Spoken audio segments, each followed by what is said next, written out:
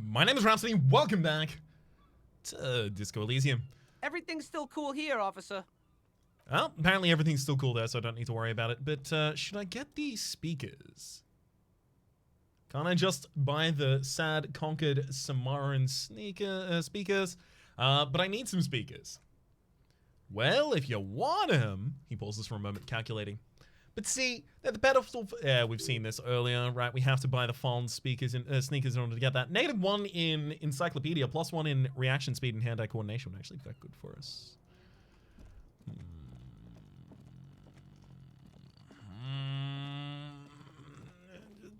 Alright, I think I have to start selling... Whoa, hang on. Wait, no, I don't get to talk to any of you?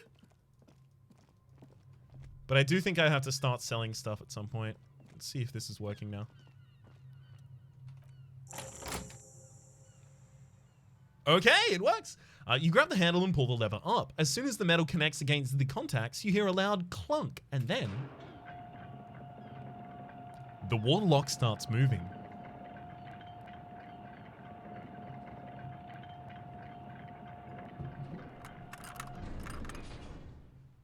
So I have more of the map to explore at this point, but I still haven't even fully explored the map that that is currently available. Okay, the lieutenant says and looks across the canal, rather. If we ever need to get to the coast, then this is the way. But please contain your wanderlust for now. I don't want us to get sidetracked. Not with everything else that is going on. Focus on one thing, achieve it, then the next, he thinks. That's the task chain. Good day. It's officers, plural, but I do understand that I don't necessarily look like one at the moment.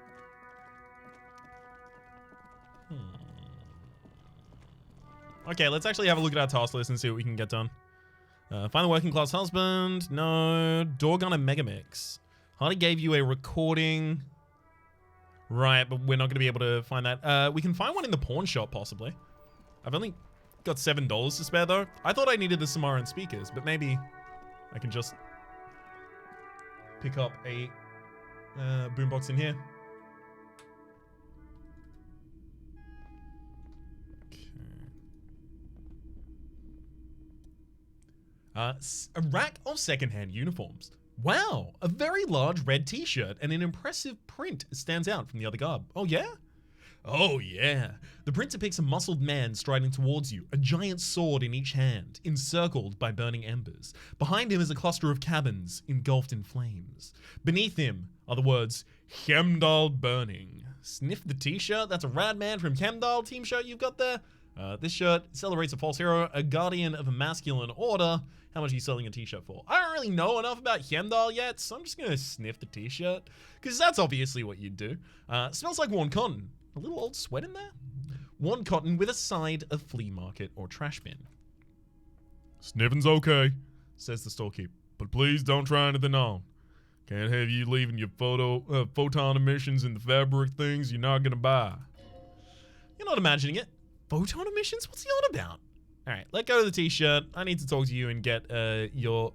Hello again. How can I help you? Right, now I've got it. I've got your voice. That's what I needed. Do you have any guns like the ones carried by this? I'm looking for something to blaze the tape. Police business. Yes, we still have those boom boxes on the shelves. Right, let's have a look at those. Up at the top, set of boom box. Oh, 12. Can I just play a tape on one of the boomboxes real quick? No, man, sorry. I can't be giving out freebies. Never have. Won't now. Can I get a discount on the boombox? Police discount? A discount? I do have to keep the lights on, man. It's 12 real. Remember, he doesn't like music. He likes sounds. The Door Gunner Megamix is his type of tape. Certainly he'd give you a discount if he knew you were going to play something so experimental.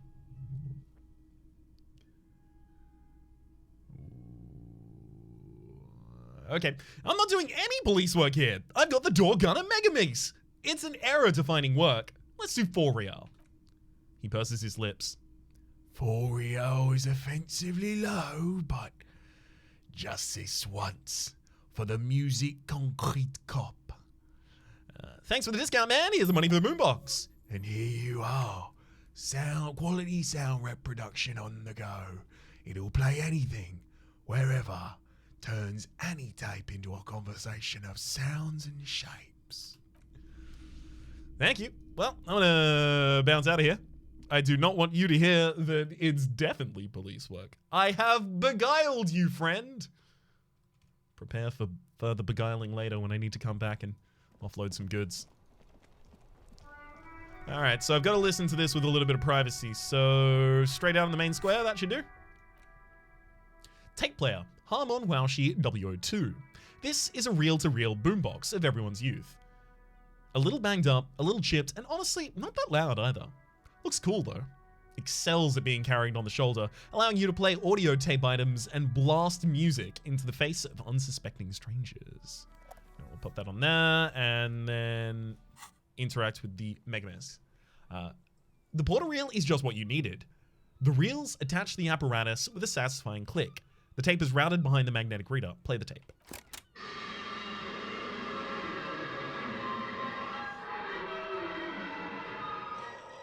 Okay, it does stop. Good.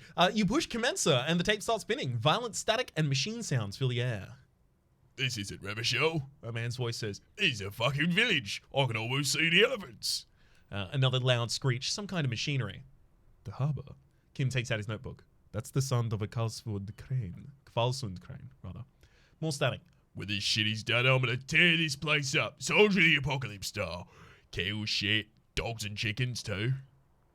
Gonna rent a room, Kilty, a real nice one. This part's unintelligible. I don't give a shit. I'm fucking done. I'm done mentally. I'll fucking do them all in. Sexually abuse that disco on the counter. You know, the dancing hall upstairs. Knew it. Cohoy style. Never did get the taste out of my mouth. A click and then silence. The rest of the tape is empty. The lieutenant presses the button marked Arretir on your portal reel. The tape stops spinning. What was that at the very end? Silence? End of recording. What do you think? It seemed authentic enough. Probably recorded off the shortwave, then edited to seem more incriminating. He sounds like he was on patrol around the harbor walls. I agree, he also sounded inebriated, but he did say he's going to do it. You can't edit words into someone's mouth. Okay, what was exactly the phrase? Yeah, he did say he'd do it. You can't really edit someone's words into their mouth. Indeed, but the lieutenant looks at the tape. You're now familiar with the look. It's his look of suspicion. There's more going on here than we know. Who's this Corty? One of the other mercenaries, I think. The one he was talking to? A friend of his. What's Cohoy? A village on the Samaran Isla in South Safra. Grad committed war crimes there. And the kind of thing he talks about. It's clearly like an analog for Nanking. You think he was there? Who knows? Maybe the tattoos would give an answer. Or maybe Koi Hoi is just mercenary talk for atrocity. Slaughter. A symbol of the soldier apocalypse style conduct in civil environment. Okay, what's then? Okay, then what now? I think we've got a few more questions for Klasia, don't you? He looks around. This seems to contradict her testimony. At least to some degree. As you take the tape out, the bone box tunes itself back to the cheery radio again, spitting out beats like it's Friday night. The contrast feels chilly. Inappropriate, even. But I'm definitely going to be wandering around with it over my shoulder. You kidding me? Alright, let's go have a conversation with Klasia about it.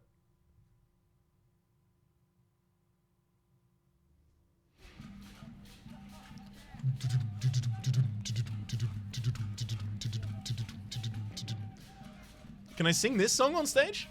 It's an instrumental, but you'll be amazed what I can do. I'm beatboxing.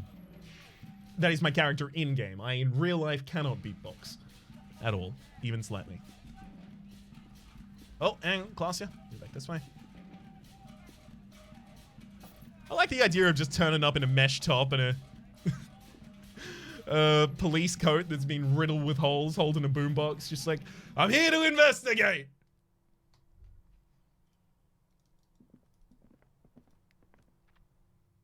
Unfortunately, it doesn't seem to actually play any music out there. Alright. Let's take it. I mean, it really doesn't matter if I change it back to Tare, but fine. Hey, Klasia. I was just thinking, what a nice day for questions pertaining to a murder investigation. She lights a cigarette. Okay. Titus Hardy gave us a recording where the deceased states his intention to commit a sexual assault. She puts her coffee cup down. With a soft ring, the porcelain meets the metal table. This does not surprise her. Did he? A smile flits across her face. I never said he was a good man, or that he only had good intentions. Only that he was never bad to me. She doesn't care. If anything, she sounds amused. On this tape, he specifically identifies you as the target. Where did they get this recording exactly? It's an intercepted radio chatter of the deceased, recorded via a de-encryption station. It's authentic enough. She arches her brow. Does he say he's gonna do it in Soldier of the Apocalypse style? Those are the exact words he used. Yeah. That was practically his pickup line. She picks the cup back up. Did he say whores a lot? Was he pretty much on the verge of doing it Kohoi style? Kohoi was mentioned. He wasn't actually there. He didn't do a tour, or at least didn't tell me he did. Would have been overkill anyway. He lived in his own little Kohoi. It was in his everything. Why say things like that? Machismo? Yes. Was he bragging? Oh no, I'm pretty sure he did all those things, then integrated them into his idea of normalcy, to keep on living, until they just sort of turned into his... She thinks, what's the word I'm looking for? Coping mechanism? Like integrating them into your normal idea of normalcy and then like repeating them to try and like bolster that normalcy. Seems to be like a extremely bad coping mechanism. Running joke. I was gonna say running joke, and it sounds like you didn't even get the good bits. Lily's punchlines got way, way funkier than that. He was like the Seminoles conflict, the Kohoi massacre, and the 36 famine in Yisit all rolled into one person, then cast in Aranye's ceramic armor, which he wore in bed and in the shower. When he said it was done and done mentally, or rather when he said he was done and done mentally, it didn't sound like a joke. He sounds like a deeply troubled man. Hold on, he said he was mentally done. That sounds like a broken man to me. Well, she smiles. Maybe I pieced him back together with my magical personality. Weren't you afraid? Afraid of what? The tape the Hardy Boys recorded? Your mother probably never told you this, but girls are evil.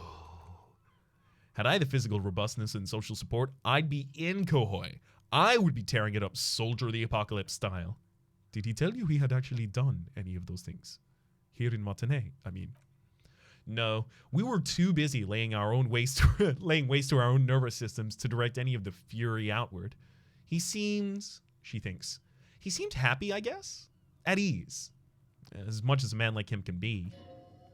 There's a small measure of pride in her that she could quell the rage in such a being. What kind of man was he, though? Before you go, ask for details. She seems okay to talk about it. Thank you for clearing that up, miss. He turns to you, whenever you're ready. I'm interested to hear what Titus Hardy has to say now. Alright, well, now that you've had more time, can you tell us about the victim? Like, for example, his name? You did say Lely before. Is it, like, Leland? Actually, officer, I don't know his name. Didn't know his name. I just called him Lely. A nickname? I guess. He came from Leliston? That's short for that. It was his army name, apparently. He said his real name wasn't his. I tried to pry it out of him, but it was no use. Lelistad. That's a good start. The lieutenant notes it down in his notebook. Then starts tearing out a page, but stops mid-motion. It just occurred to me, colleague. He turns to you. We still haven't performed a full autopsy on the deceased. The questions I have assume some kind of foreknowledge on our part. I suggest we go and perform it now, and return once we have brought ourselves up to date. Alright, let's go.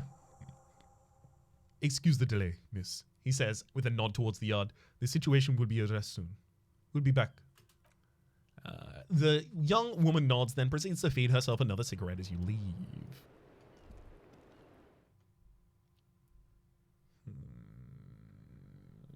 I should probably pop up everything that has, like, endurance.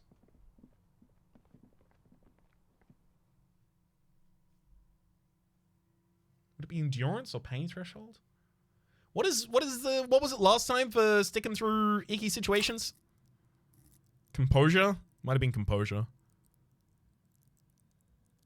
Yeah, it seems like it would have been composure. Yeah, let's go back out. Unfortunately, I don't think my composure gets increased when I drink. So I can't really chug and then go for it. Wait a second. Hang on. I think I was supposed to tell you when I've lowered the gate as well, but no, hello. never mind. Apparently not. I'll come back and talk to Titus Hardy in a bit. I feel like I might get something to say in that conversation from the autopsy as well. It's entirely possible.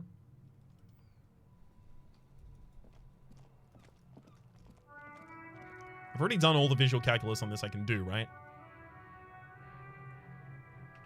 Yeah. Certainly seems it. And I mean, do we have to, like, can't we just stop the autopsy at any point?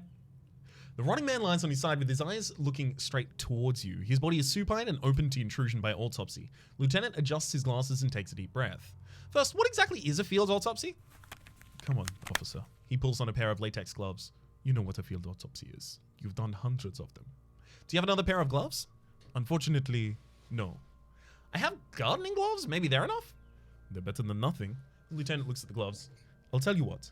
I perform the anatomical side of things, while you take the notes. We'll just fill this in, right? Show him the red field autopsy form in your ledger. That's right. He nods. You knew it! Because you'd inspected your ledger. The lieutenant is relieved you know the protocol. Alright. Open your ledger at the field autopsy form. The dead man stares in silence as you crack over the ledger. The bright red paper is covered in boxes and lists, describing the condition of his skin and organs in 3 parts. Above those, an 11-field info form needs filling out first. It begins with... Number 1, assistant. That's you. Right, Harry Dubois. The corpse is indifferent to your scribblings, just lies there. The next box says, coroner case number. KK7... Oh, that'd be Kim Kitsuragi, obviously. 0803 0815. KK, Kim Kitsuragi, 57, precinct 57, followed by the date, followed by his date, and time of arrival. Right, got it, on the scene. He's indexed the case after himself, not you. That's because he doesn't want to bring up the messy question of your initials. Shouldn't we file the coroner case under me? Technically, I arrived at the scene before you. And what would that make the alphanumeric? I have no idea. I do. KK57 0503 0815. Write it down. Next. Name? We've heard a nom de guerre. Lely. It's better than nothing. Write it down. Right, Lely, nom de guerre. What's next? What's next? Date of birth? Nod. NA. 5, age. The man corrects his glasses. Roughly 50? Try 40. The damage is so extensive that it's better to err on the young side. I'm gonna write, around 42. He nods. 6, race. Mondial. Write it down. The pudgy mess of curdled meat looks neither mondial nor anything other. Sex. Fucky! The little monster exclaims energetically. Male. Pig's gonna have sex! I've lost Kuno's voice. Pig's gonna have sex? No, I can't do it. I'm gonna have to have a conversation with him. Right? Pig's gonna have sex. Right? Fucky. I'm gonna write male. Nor does he look male with his pregnant belly and indistinguishable face. Date of death. We're still going with March 4th, 51. Right? 040351. I'm very glad that they're using that format of date. What else? He looks over your shoulder. 9. Body identified by is non-applicable. 10. Case number is the same as the coroner's case. KK57 0503 0815 listens, motionless. With the cargo belt still around his neck, only one box remains. Evidence of treatment. None. At least, not after the initial examination. A strange word. Treatment. What is treatment, anyway? interfering with the body's position or wounds post-mortem. Don't overdo it. It's okay to be unsure. I'm not so sure, though. Didn't the fingerprints look like he was carried over? They'd have to have incapacitated him and carried him over. This man was more than a match for untrained dock workers. He places his hands on the dead man's chest as if in preparation. Your central nervous system recognizes this gesture. It's the stations of the breath, ecclesiastic, religious in nature. A holdout from pre-DeLorean burial rites. It takes him 2 seconds to perform, and then, somewhere in Jamrock North, a small woodshed behind Rosenkrantz Row, Lieutenant Nick Feuerbach?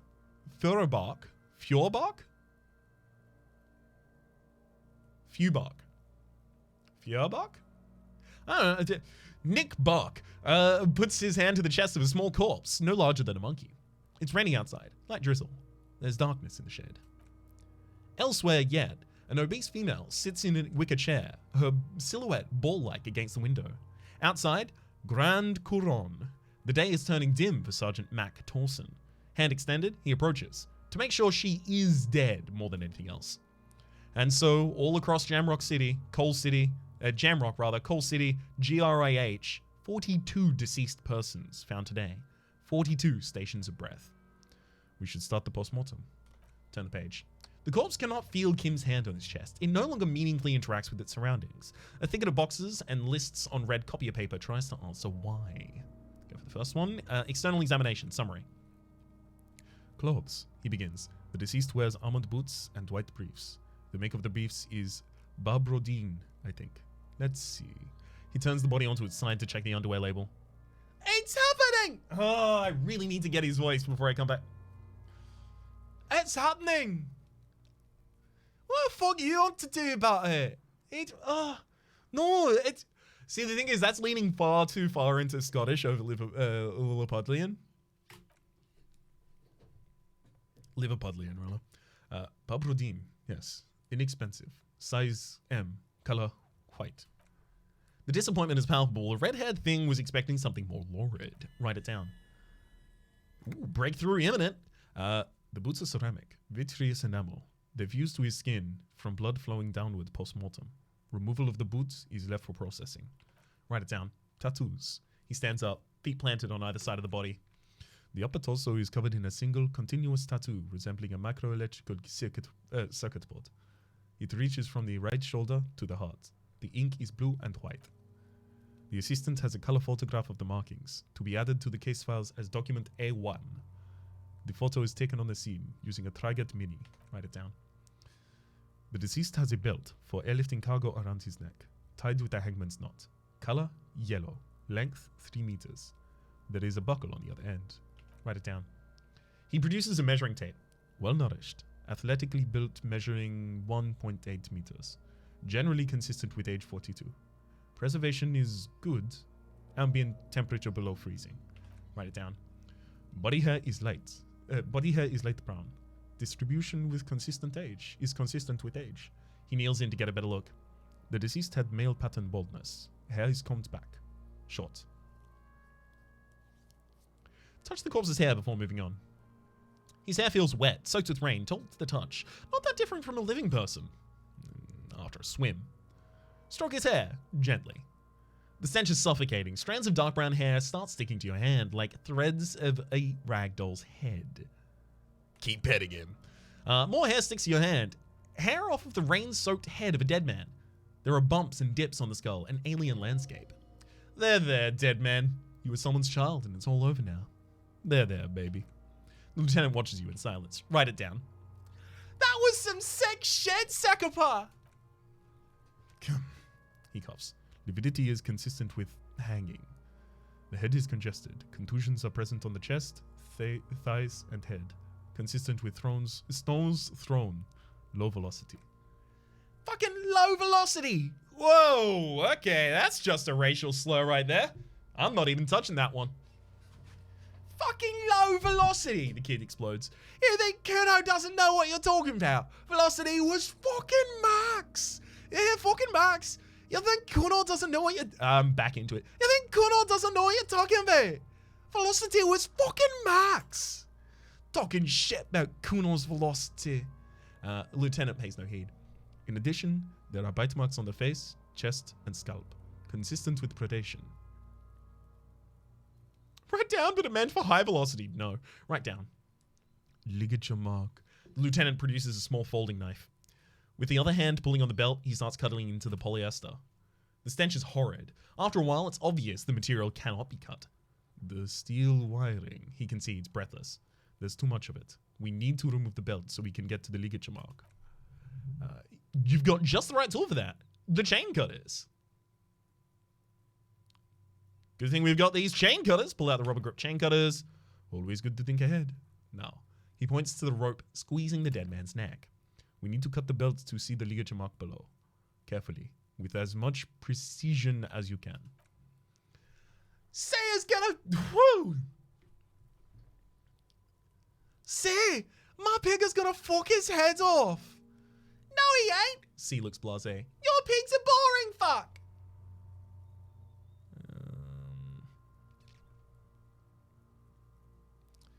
I'm not your pig, Kuno. You are. You are, he says with a calm certainty. You're Kuno's pig. Concentrate on the belt, not who is whose pig. There is no pig. There are only the chain cutters and the belt. Look for a good spot to cut. The belt is wrapped equally tight around the whole circumference of his neck, swelling over the edges like white bread, rising from the yeast. Unfortunately, I don't have the ability to do anything else, but roll a 17 here. Oh, well done. After some deliberation, you sink the cutters into the knot, tying the belt together. You squeeze the rubber handles together, sweat forming on your brow. Press down. Snap! The knot is slashed. Another cut, and the bell falls apart like a flower bouquet, revealing the dead man's neck, and the dark red ligature mark around it. The lieutenant kneels closer, running his finger along the dark red groove until there's a gap. The rope rises to a point, leaving a gap in the ligature mark. The suspension point is the back of the neck. Hemorrhaging is observed on the skin above and below the ligature mark. The mark is well pronounced, consistent with a drop of 1 to 1.5 meters. Write it down. Chest is intact. He presses down on it. Normal contour. Abdomen is protuberant. Pelvis intact. Genitalia. He pulls down the man's underpants. Well, here we go. Kuno again. Nah, it's gonna happen, see. I fucking yeah. This is clearly what we've been waiting for. Ever since the autopsy began, the lieutenant is trying to make it as boring as possible. Genitalia is male and unremarkable. No evidence of injury. Wow, he's dead and you have to call his junk unremarkable as well? Oh my god. What a bad week for this guy. Does it look like he was enjoying his moment of death? Yeah. Your hunch from before. We can have a semen analysis requested from processing, if that's what you meant. Yes, processing. Science. That's what I meant. Just write down that we request an analysis. The corpse, with his pants down, does not have an opinion on the subject. All he has is unremarkable genitals and a deathly odor. Inspect the genitals. The dead man's penis is average size, congested from the downward collection of blood. The testicles are uneven in length, hanging underneath. The genitalia is greenish. Marbling is present around the crotch. Write it down and add semen sample. Back is symmetrical and intact. He struggles to turn the corpse onto its side. Upper and lower extremities are intact, but asymmetrical. There are combat injuries on the right hand, thigh, and hip. In addition, I see smaller residual scars, too numerous to count, covering about 30% of his skin. From wounds sustained over 2, maybe more, decades, dispersal and accumulation indicates long and active combat duty. The scarring is extensive, way more than law officials. He nods. We have a real museum here of battles, wars. Write it down. Last item, hands. He takes the man's right hand in his, inspects it, and then moves on to the other. Pick up the hand. His flesh is cold, icy. Pleased to meet you. Where are you from? And what's your name? My name is... I'm only fucking with you. I know where you're from. From Cappadocia. And your name is Il Cabo. What can I do for you, Il Cabo de Cappadocia? It's good to hold your hand. Did you like it when I stroked your hair? I did, Cabo. I did. Reminded me of when I was just a small boy. Before this happened to my face and body. You did me a kindness there. We should do this more often. be close like this, I mean. Hands are clean, the lieutenant concludes. The dead man's fingers slip from your hand, cold and sausage-like. No sign of injury from struggling. Were we expecting any? I was. Maybe I'm just not seeing them. Honestly, the stench is making it hard for me to think at the moment. Working so close to the fumes. By the way, this is a challenging empathy success. Working so close to the fumes must be from the corpse must be hard. You realize the lieutenant has been barely keeping it together these past 2 items. Write it down. He turns to his side to breathe. It's not enough. He buries his face in the sleeve of his jacket. You hear a muffled voice.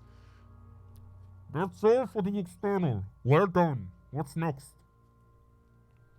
Tell me something, dead man. Shoot, loony rooney. Alright, I don't need any of those. Enough. Come back later, Cubbo. Amuse yourself with my frank matters and memento mori features. If possible, also see me in your dreams.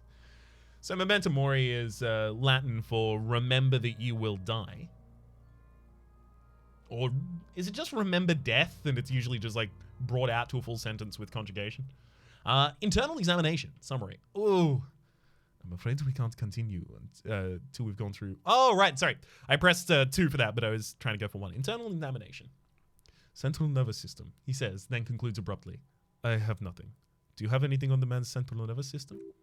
Of course. There's a moral to be drawn from it. A moral to the story. If I may add a moral to this story. Nope. Right, NA. Musculoskeletal purge fluid is coming from the mouth. He gets close to the swollen mouth hole, eyes squinting from the fumes. Not injury related. Eyes and tongue protuberant. Hyoid, let's see. With his eyes almost closed, the lieutenant puts his hand on the dead man's throat and begins to massage it. Gently. A rotting smell erupts from the mouth. Purge fluid runs down his lips, black and viscous. You hear cracks as the lieutenant moves his sharp fingers inside the flesh, like the creaking of an old house at night. Yeah! Jack the fucker off! The hyoid bone is fractured, he says after a while. The rest of the musculoskeletal system is intact. Unremarkable. Write it down. Back hunched, as if in prayer, he begins to pry open the dead man's jaws. Respiratory system. He stops to exert more force. Both hands are used. Oral cavity shows no lesions. The victim has received dental implants, possibly after a combat wound. Mouth swollen. Hemorrhaging present in mucus of the lips and mouth. From here, it looks as though the clown-faced man is screaming. The tendons in his jaw are torn apart. Hyoid ripped from the force of the lieutenant's hands. Look inside the dead man's mouth. No scream, no sigh of relief rises from the darkness inside. It's humid there. Sickly sweet air, unlike anything living. You feel like you're about to throw up again, straight into the mouth of his. Look deeper inside. Damaged my health. Health is critical. I'll heal. It's hard. Once more, you taste stomach acid in the back of your throat. A contraction.